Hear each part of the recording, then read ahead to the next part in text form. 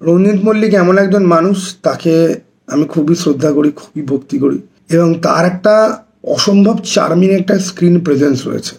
রঞ্জিত মল্লিক এই ব্যাপারে অলমোস্ট পরাণ বন্দ্যোপাধ্যায়ের মতোই আমি বলতে পারি, কিন্তু পরাণ বন্দ্যোপাধ্যায়কে আমরা অনেক বেশি সিনেমাতে দেখতে পাই, রঞ্জিত মল্লিক আমরা সেরকম দেখতে পাই না। আমি যখন ট্রেলারটা দেখেছিলাম আমি খুব একটা ইমপ্রেস ছিলাম না ট্রেলারটা, তাই আমি আলাদা করে ভিডিও বানাইনি। তো তাও আমি ভেবেছিলাম কি যে লো বাজেট কাজ তো বুঝতে পারাই যাচ্ছে, হয়তো কিছু জিনিস হয়তো এন্টারটেনিং হবে, হয়তো কিছু জিনিস দেখে আমার সত্যি সত্যি হাসি পাবে। কারণ ট্রেলারে একটা জায়গা ছিল যে দারোগার বাড়িতে চুরি করতে যাওয়ার জন্য দারোগাই মানে একদম মানে দিচ্ছে যে আমার বাড়িতে যে চুরি করতে হবে তাকে আমি 10,000 টাকা দেবো। আমি ভাবলাম যে অ্যাটলিস্ট কিছু ভালো কমেডি সিন, মোমেন্ট বা এন্টারটেনিং কিছু ফ্যাক্টর থাকবে, এই ভেবেই এই সিনেমাটা দেখতে যাওয়া। এবং খুব ডিসঅ্যাপয়েন্টেড হলাম, খুবই ডিসঅ্যাপয়েন্টেড হলাম। দেখো, বাজেট সবসময় ভালো সিনেমার মাপকাঠি নয়। এই যে জিনিসটা, এই জিনিসটার গল্প আর চিত্রনাট্য যদি ভালো হতো না, তাহলে এই লো বাজেটেও যথেষ্ট ভালো লাগতো। গল্প আর চিত্রনাট্য ভালো নয়, এটাই হচ্ছে কি সমস্যা। আমি সাগরনীলের রিভিউটা যখন দেখছিলাম, আমি অ্যাকচুয়ালি সাগরনীলের অনেক মানে সব ভিডিওই দেখি মোটামুটি, কিন্তু ওর অনেক পয়েন্ট অফ ভিউয়ের সাথে আমার পয়েন্ট অফ ভিউ ম্যাচ করে না।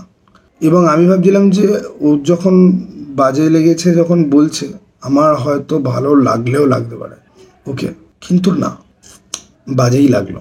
ওকে, বাজে লাগলো, খারাপ লাগলো, দুঃখ লাগলো, রোস্ট করার মতো নয় বা দেখে মাথা গরম হয়ে যাওয়ার মতো নয়। আমার এটা দেখে গত বছর আমি নন্টে ফন্টে সিনেমা বেরিয়েছিল গত বছর। নন্টে ফন্টে ছোটোবেলার খুবই জনপ্রিয় ক্যারেক্টার, ইভেন কি কাঞ্চন মল্লিকের টেনিদাও বেরিয়েছিল। নন্টে ফন্টে, টেনিদা, এই দুটোই আমার খুব খুব খুব পছন্দের, প্রচুর পড়েছি। নন্টে ফন্টে পড়ার জন্য আমি স্কুলে শাস্তি পেয়েছি, মার পর্যন্ত খেয়েছি, ক্লাস চলাকালীন পড়ছিলাম বলে। আর টেনিদার তো আমি এত ভক্ত ছিলাম যে ডায়ালগগুলো আমি রীতিমতো রিসাইট করতাম। এখন আমার টেনিদার অনেক ডায়ালগ মুখস্থ। নন্টে ফন্টে আর টেনিদা দেখে গত বছর খুব কষ্ট পেয়েছিলাম, আমি রিভিউ করিনি, খুব খারাপ লেগেছিল, খুব কষ্ট পেয়েছিলাম। দারোগা মামুর কীর্তি নিয়ে আমার অতটা হয়তো হয়তো ছিল না, কিন্তু দেখেও কষ্টই পেলাম।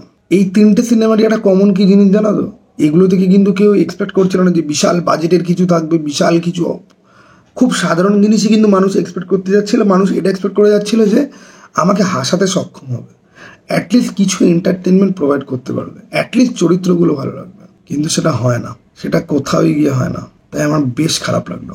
একটু ভালো করে ভেবেচিন্তে চিত্রনাট্য লেখা যায়, গল্প লেখা যায়, সেটুকুও করতে যদি মানুষ অপারগ যদি হয়, অক্ষম যদি হয়, তাহলে কিছু বলার বাকি থাকে কি? আমার তো মনে হয় না।